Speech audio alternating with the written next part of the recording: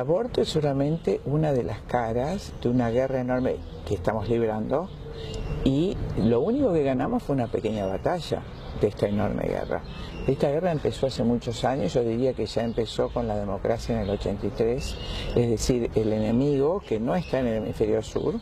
Nos hemos referido muchas veces con nombre y apellido, hablamos de los Rockefeller, los Morgan, la corona británica, no hablamos de seres anónimos o abstractos, hablamos de apellidos y de documentos, hablamos del informe Kissinger, de la Fundación Ford, de los documentos establecidos cada 2 años o cada año, del Fondo de Población para Naciones Unidas y su intento de globalizar el aborto a través de las conferencias internacionales de población y desarrollo. Con nombre y apellido puedo nombrar a todos los delegados. Hablamos de las conferencias internacionales de la mujer que se practican en Pekín cada 10 años y que en la conferencia del 95 se habló de imponer género en todos los países dominados. Hablamos de que hablan de los países en vías de desarrollo como fuentes de recursos que deben ser vaciados de población. Así lo dice, con otras palabras, Kissinger en 1974. Entonces, no estamos hablando de conspiraciones, estamos hablando de política internacional.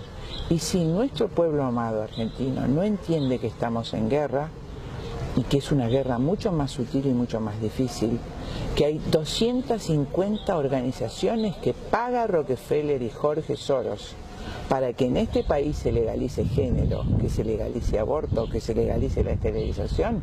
Si no entendemos que estamos en guerra, no entendemos nada y vamos a perder nuestro territorio, nuestro país y nuestros hijos sin saber lo que pasó.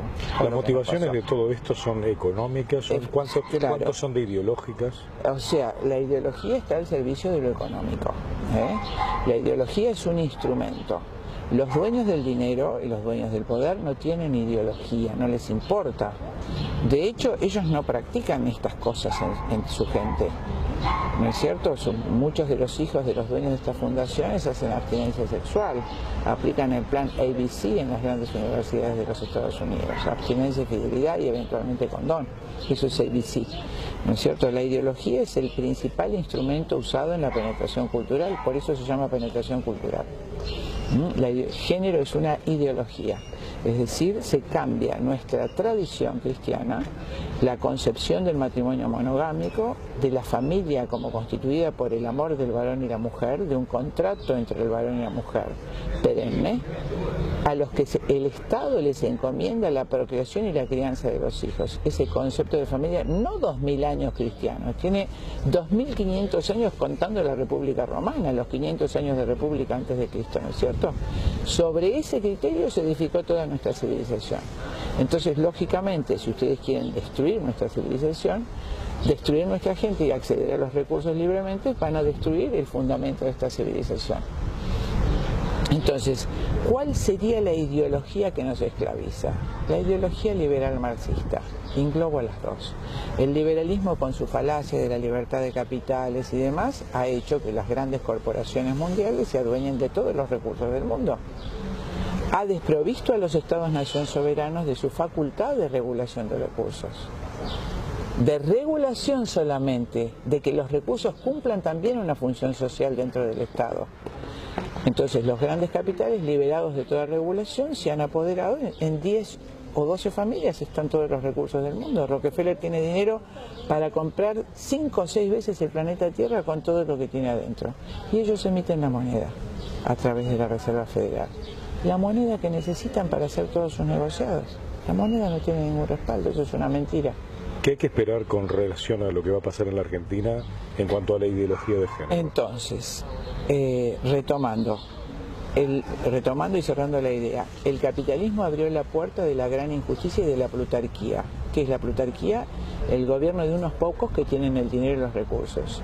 Y luego utilizan la segunda ideología financiada por ellos mismos, que es el marxismo. Como bien ha escrito Agustín Laje en el libro negro de la nueva izquierda, ¿no es cierto? Entonces imponen una esclavitud global a través de políticas socialistas donde el individuo, como ahora, pierde todos sus derechos y garantías. Y les digo como ahora porque está en la Cámara de Diputados la ley de educación sexual.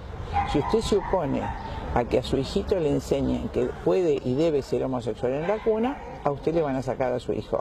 Eso significa concretamente el proyecto de educación sexual obligatoria, porque implica la abolición del artículo 5º y de otro artículo más que defienden la implementación de esta política de género dentro del marco de las creencias de cada persona y de cada institución. Eso va a ser quitado, de manera que todos tendremos la obligación de educar en género.